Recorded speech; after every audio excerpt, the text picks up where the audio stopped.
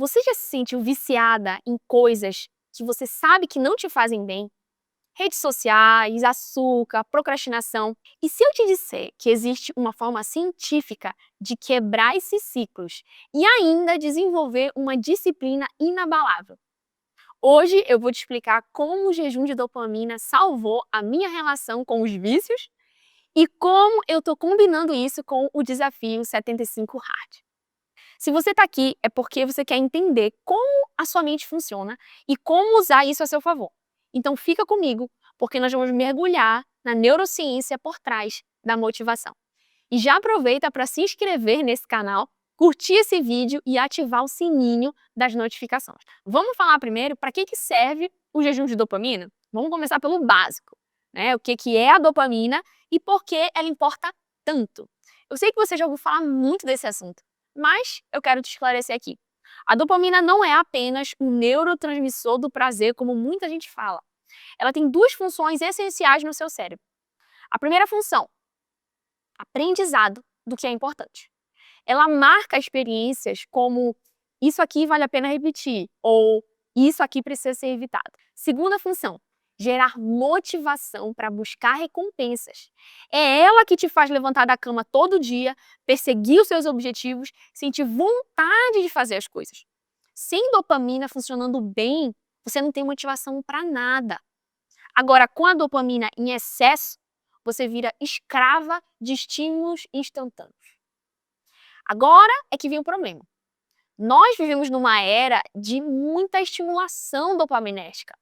Instagram, Netflix, açúcar, iFood, notificações, tudo isso foi projetado para sequestrar o seu sistema de recompensas. O resultado disso? O seu cérebro fica viciado em gratificação instantânea. Imagina que a tua capacidade de liberar dopamina é como uma conta bancária. Você tem um limite diário. Se você gastar tudo de manhã no celular, não sobra motivação para o exercício, para o trabalho produtivo ou para relacionamentos reais. Os sinais de que você está com um sistema sobrecarregado são esses aqui. Anota aí.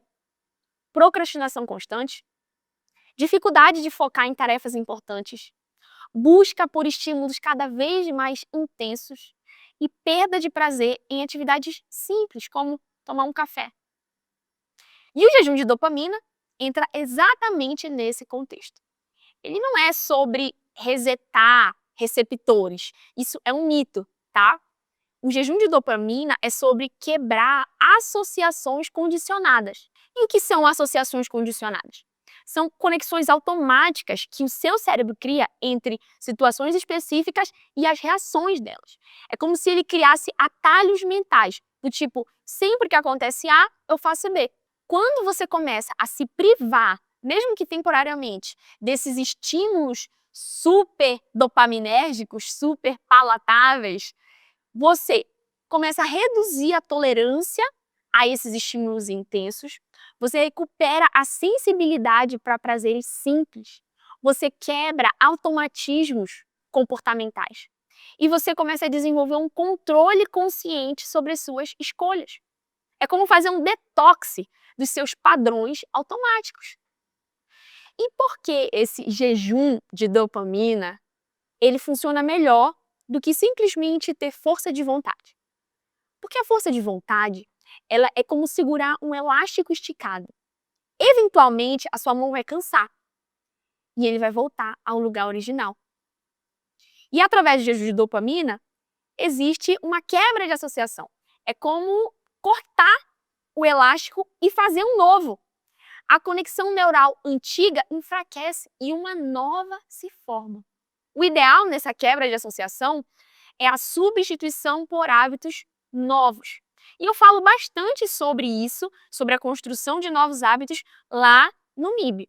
E quais são os benefícios reais que a ciência comprova? Primeiro, a melhora do foco em tarefas importantes. Segundo, a redução de comportamentos compulsivos. Você fica mais no controle dos seus comportamentos. O aumento da satisfação com atividades simples, o fortalecimento do seu autocontrole e uma maior clareza mental para prioridades. E Carol, como fazer então o jejum de dopamina? Aqui está tá o protocolo que realmente funciona. É muito importante você não começar de maneira radical, tá? Então, o nível 1 que você pode começar é através de micro jejuns, de 1 a 4 horas sem estímulos específicos. Então, de 1 a 4 horas sem mexer no celular, sem tocar no celular, sem fumar um cigarro, sem tomar café em excesso, sem assistir Netflix, estímulos dopaminérgicos. O nível 2 é um jejum diário. Um dia da semana sem determinados comportamentos hiperdopaminérgicos. E o nível 3 é um jejum semanal. Um final de semana por mês mais restritivo, tá? E como você vai escolher o que você deve cortar? Você vai identificar um comportamento bem problemático específico. No meu caso, por exemplo, era Coca-Cola. Mas eu vou te dar outras opções. Redes sociais, séries, compras online, açúcar. Durante o jejum, você vai substituir esses comportamentos por outras atividades de baixo estímulo, como caminhada, leitura, conversa sem celular, exercício físico. Não adianta nada você apenas cortar um comportamento da sua vida. Você precisa substituir ele por outro, justamente para quebrar aquela associação. Agora, eu preciso fazer algumas ressalvas importantes, ressalvas científicas. Primeiro, o próprio criador do termo, jejum de dopamina, admitiu que esse termo é tecnicamente incorreto. O Dr. Cameron Seppa, psiquiatra de Stanford, que cunhou esse termo, ele falou para o New York Times que escolheu esse nome com um título chamativo para viralizar. Na verdade, o protocolo dele se chama estimulação dopaminérgica reduzida, o que é bem menos atrativo para as redes sociais. Por que esse nome é problemático? Porque a dopamina ela não pode ser jejuada. Ela é produzida constantemente pelo nosso cérebro. E ela não é apenas a química do prazer, como a gente já falou. Ela regula o movimento, a cognição, o aprendizado. Eu e você precisamos de dopamina funcionando para a gente ter uma motivação básica. Então você precisa tomar alguns cuidados essenciais. Não elimine conexões sociais saudáveis. Respeite os seus ciclos hormonais. Evite extremismos, que pode virar obsessão. E busque orientação se você tem histórico de transtornos psicológicos, psiquiátricos e ou alimentares. Quando não fazer o jejum de dopamina, atenção às red flags. Se você tem histórico de depressão e ansiedade, a privação desses estímulos pode piorar os seus sintomas. Se você tem transtornos alimentares, ou já teve, tá? Regras rígidas são gatilhos conhecidíssimos, tá? Se você está grávida ou amamentando, porque esse período exige muita flexibilidade e não restrição. Se você está passando por fases de estresse extremo, porque você está passando por um momento de acolher e não de privar. E se você está enfrentando alguma dificuldade com isolamento social, porque as conexões saudáveis, nas redes sociais inclusive, elas são neuroprotetoras. E por quanto tempo você deve fazer? A regra de ouro: comece pequeno e seja consistente. É melhor fazer 2 horas por dia durante um mês do que uma semana radical seguida de desistência. A neuroplasticidade precisa de repetição consistente, não de intensidade extrema. E é aqui que entra o 75 hard. O jejum de dopamina e o 75 hard são coisas diferentes, tá? Então agora a gente falou primeiro sobre o jejum de dopamina e agora eu quero falar com você sobre o 75 hard, que é um desafio extremo, ok? E aqui vai a minha experiência com ele. Na verdade, eu não fiz o 75 hard, eu fiz o 75 soft. Eu fiz uma versão mais adaptada do desafio, com base na minha rotina e nas minhas capacidades. E foi excelente. Mas vamos voltar mais um pouco e entender a origem do 75 Hard. O 75 Hard é um programa de disciplina mental criado por Andy Frisella, um empresário americano e host do podcast Real AF, em 2019. Não é um programa fitness, é um desafio de resistência mental disfarçado de rotina de saúde. O objetivo declarado desse desafio é desenvolver disciplina inabalável através de regras rígidas por 75 dias consecutivos.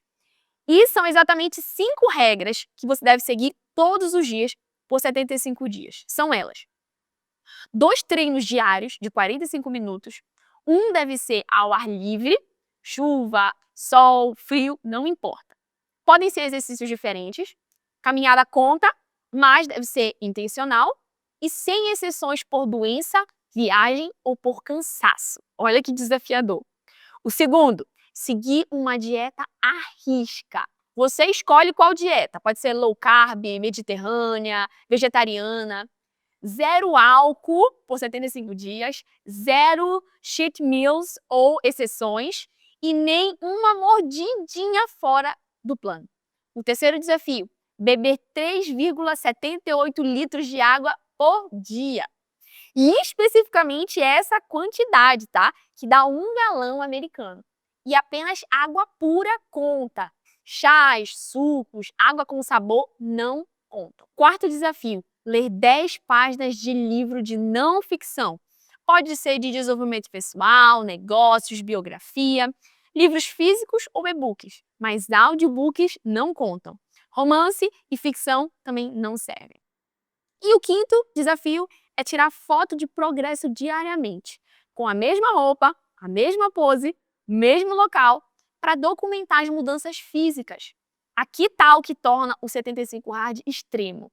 Se você falhou um dia em qualquer uma dessas regras, você tem que começar do zero. Esqueceu de tirar uma foto? Volta para o dia 1. Bebeu 3,5 litros ao invés de 3,78? Dia 1. Choveu tanto que você não conseguiu sair para treinar? Dia 1. Comeu um docinho no aniversário da sua filha? Dia 1. Não existe quase no 75 Hard. E por que o Frisella criou isso? Eu já falei aqui, a filosofia por trás do programa é que ele acredita que vivemos numa sociedade de medíocres confortáveis. Pessoas que desistem quando fica difícil. E ele está certo. O 75 Hard ele foi criado para matar a voz fraca na sua cabeça, que sempre encontra desculpas. A teoria dele é que se você consegue seguir 5 regras simples por 75 dias sem exceção, você pode fazer qualquer coisa na sua vida. Agora, isso é para todo mundo? Não. A realidade dos números. Embora o Frisella não divulgue as estatísticas oficiais de desistência, observações nas redes sociais sugerem que de 70% a 80% das pessoas desistem nas primeiras 3 semanas. E o principal motivo é essa regra, do tudo ou nada. A maior dificuldade é o exercício ao ar livre, mesmo em condições adversas. E a segunda maior é a consistência com a água. Mas o que torna um 75 Hard diferente? Não é sobre os hábitos, é sobre a mentalidade. O foco é na consistência perfeita. Ele não permite dias de folga ou de flexibilidade. E ele treina a mente para não aceitar desculpas. Mas e agora, Carol, você me indica fazer? Olha, eu indico que você comece com calma, principalmente pelo que a gente já conversou lá atrás sobre o jejum de dopamina. Eu te indico então a fazer a versão 75 Soft. E como é essa versão 75 Soft? É apenas um treino de 45 minutos por dia, tá? Alimentação saudável, com flexibilidade ocasional, de 2 a 3 litros de água, a leitura de livros de não ficção é bem ok, e sem a regra de recomeçar do zero. Eu também não fiz com ela, tá? Da primeira vez que eu fiz. E eu adicionei nesse desafio a leitura da palavra e a oração, claro. E eu vou falar para vocês, a minha experiência pessoal.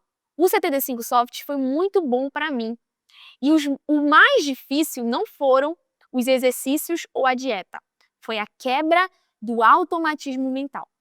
Eu já tinha tentado 1000 vezes largar Coca-Cola. Já tinha feito jejuns espirituais, promessas, nada funcionava. E foi no 75 Soft que eu finalmente consegui. Eu substituí a Coca por água com gás e eu nunca mais voltei ao meu vício.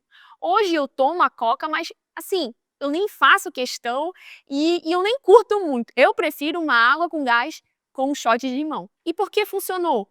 Porque eu fiz o desafio em doses menores e porque eu quebrei associações. Lembra que a gente falou lá no início do vídeo?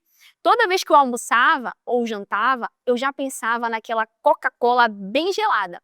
E foi esse desafio que me forçou a pausar e a escolher conscientemente. E o que mais me impactou foi perceber quantas decisões eu tomava no piloto automático.